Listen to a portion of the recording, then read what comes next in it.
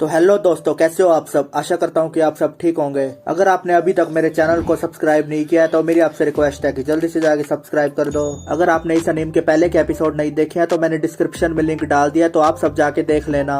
तो आज हम इस अनीम का 5th एपिसोड देखेंगे, तो चलिए बिना देरी करे हुए शुरू करते हैं। एपिसोड की शुरुआत में हम प्रिंसिपल को देखते हैं जो कि सीरिया से कह रहे होते हैं कि राजेश के साथ तुम किस लिंक की बात कर रही हो। इस पर फिर सीरिया कहती है कि राजेश और मेरे बीच में एक मेंटल कनेक्शन है। एक सीमित एरिया तक हम बता सकते हैं कि एक दूसरे के साथ क्या हो रहा है। ये तभी टूट सकता है जब राजेश बेहोश हो या उसकी मौत हो चुकी हो। फिर सीरिया कहती है कि माफ करना, आपको पता नहीं होगा कि मैं क्या बोल रही हूँ, लेकिन आप दोनों को टेंशन लेने की बिल्कुल जरूरत नहीं है। प्लीज आप खाना खाना शुरू कर दीजिए। फिर प्रिंसिपल रियो से कहते हैं कि मास्टर, राजेश को शिनवू और हैन के साथ यहाँ पर आना था, लेकिन ये तीनों अभी तक नहीं आए। इसके बाद हम देखते हैं कि प्रिंसिपल शिनवू को फोन लगा देते हैं, लेकिन शिनवू का फोन तो स्विच ऑफ आ रहा होता है। प्रिंसिपल रियो से कहते हैं कि कहीं ये तीनों भी तो उसी में नहीं फंस गए। फिर अगले सीन में हम राजेश को देखते हैं जिसको D5 के मेंबर ने किडनैप कर लिया था। हम देखते हैं कि राजेश को होश आने लगता है। होश में आने पर राजेश कहता है कि मैं कहाँ पर हूँ। इसके बाद फिर राजेश अपने हाथ खोलने की कोशिश करता है। इसे देखकर फिर शार्क कहता है कि तुम्हें भी इसे तोड़ने में काफी मेहनत लगेगी। ऑर्गेनाइजेशन ने इसे खासकर तुम जैसे सुपर पावर वालों के लिए ही बनाया है। शार्क कहता है कि भले ही तुम इसे तोड़ने में कामयाब हो जाओ,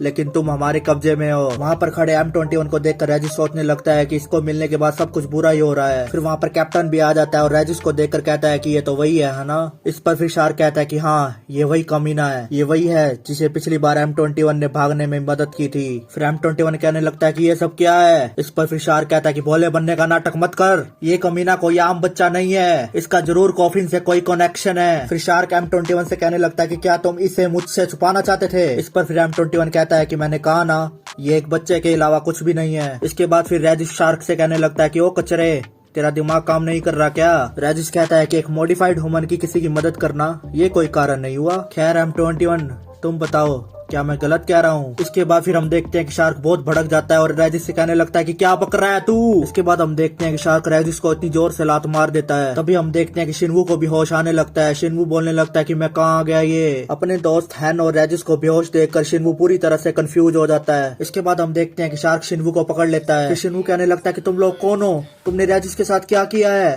इस पर फिर शार्क शिनवू से कहता है कि बक बक करना बंद कर, ये अभी तक मरा नहीं है, इसीलिए अपना मुंह बंद रख। उसके बाद हम देखते हैं कि टोक्यो शार्क का हाथ पकड़ लेता है और उसे कहने लगता है कि रुक जाओ, अब बस करो। टोक्यो को देखकर शिनवू कंफ्यूज हो जाता है और कहने लगता है कि तुम तो वही हो ना। इसके बाद हम देखते हैं कि हैन को भी होश आ जाता है। टाओ को देखकर फिर हैन कहता है कि बॉस, आप यहाँ पर क्या कर रहे हो। फिर टाओ मनी मन में सोचने लगता है कि हम सोच से पहले ही दोबारा मिल गए। इसके बाद हम देखते हैं कि शार्क और हैमर जोर जोर से हंसने लगते हैं। शार्क हैमर से कहता है कि सुना तुमने, इसने टाओ को बॉस कहा। फिर हैन टाओ से कहने लगता है कि बॉस, ये सब क्या हो रहा है, हम यहाँ पर क्या कर रहे हैं। इसके बाद हम देखते हैं कि शार्क हैन को M21 की तरफ पटक देता है और M21 से कहता है कि बताओ इसे कि ये सब तुम्हारी वजह से हुआ है। इस पर फिर M21 मनी मन में सोचने लगता है कि सही कहा, ये सब मेरी वजह से ही हो रहा है। फिर अगले सीन में हम देखते हैं कि सीरिया बाहर आसमान में उड़कर राजेश को ढूंढ रही होती है। सीरिया एक जगह को देखकर कहती है कि ढूंढ लिया। वहीं दूसरी तरफ हम देखते हैं कि प्रिंसिपल और रियो भी इन तीनों को ढूंढ रहे होते हैं। प्रिंसिपल रियो से कहते हैं कि हमने दोबारा इनको मुसीबत में डाल दिया। इसके बाद फिर हम हैन को देखते हैं जो कि M21 से कह रहा होता है कि तुम यहाँ पर क्या कर रहे हो, क्या मतलब है कि ये सब तुम्हारी वजह से हो रहा है। फिर शिनवू भी M21 से कहने लगता है कि तुम इतनी देर से चुप क्यों खड़े हो,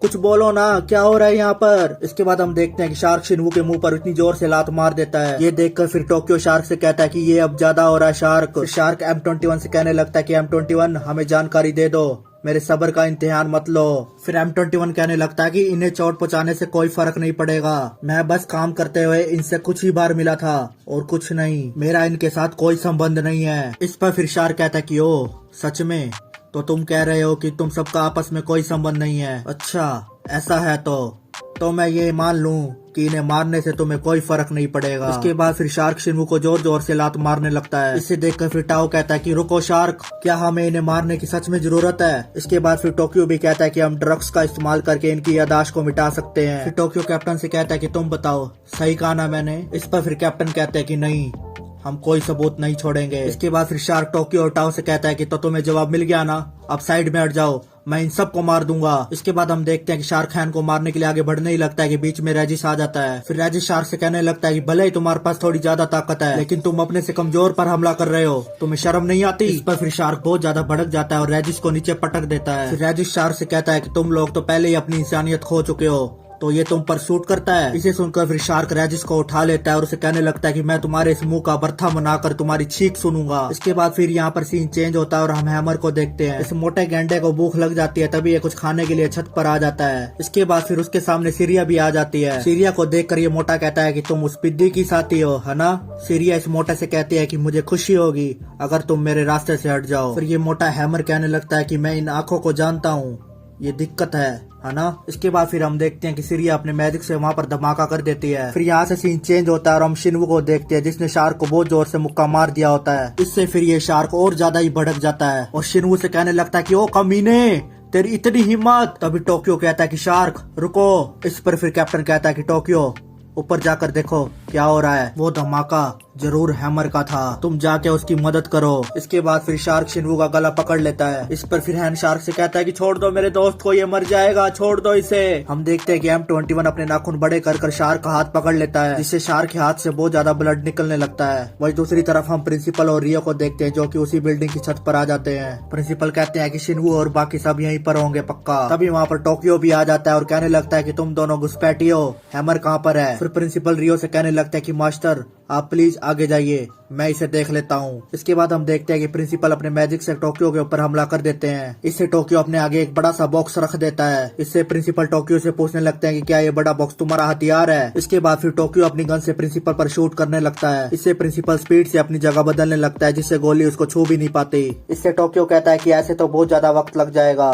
ये कहते ही फिर टोक्यो एक कैप्सूल को खाने लगता है। कैप्सूल को खाते ही टोक्यो बहुत ज्यादा पावरफुल हो जाता है और प्रिंसिपल से कहने लगता है कि अब मुझे सीरियस होना ही पड़ेगा। टोक्यो को देखकर प्रिंसिपल कहता है कि कैप्सूल जो कि किसी की फिजिकल एबिलिटी को बढ़ाता है ना। इससे पहले प्रिंसिपल कुछ कर पाए टोक्यो उसके पीछे गन रख देता है। वहीं दूसरी तरफ हम देखते हैं कि शार्क अपनी तलवार से M21 पर हमला कर देता है, जिससे M21 की छाती से बहुत ज्यादा ब्लड निकलने लगता है। इसके बाद हम देखते हैं कि रेजिस अपनी पावर से वो जंजीरें तोड़ देता है और अपने हाथ को छुड़ा लेता है। इसके बाद फिर रेजिस अपने मैजिक से शार्क के ऊपर हमला कर देता है, जिससे शार्क दूर जाके नीचे पटक जाता है। इसके बाद फिर M21 रेजिस से कहने लगता है कि तुमने बहुत देर कर दी। इस पर रेजिस कहता है कि शुक्र मनाओ कि मैंने तुम्हें बचा लिया। इसके बाद हम देखते हैं कि शार्क वो कैप्सूल खा लेता है और ताकतवर होने लगता है, लेकिन शार्क की ये ताकत रेजिस के आगे बिल्कुल भी नहीं टिक पाती और रेजिस शार्क को उठाकर दोबारा से नीचे पटक देता है। ये देखकर फिर कैप्टन भी कैप्सूल खाने लगता है और ताकतवर होने लगता है। हम देखते हैं कि कैप्टन शार्क के ऊपर ही पीछे से हमला कर देता है, जिसे देखकर रेजिस और टाओ बहुत ज्यादा कंफ्यूजन में पड़ जाते हैं। फिर शार्क कैप्टन से कहने लगता है कि कैप्टन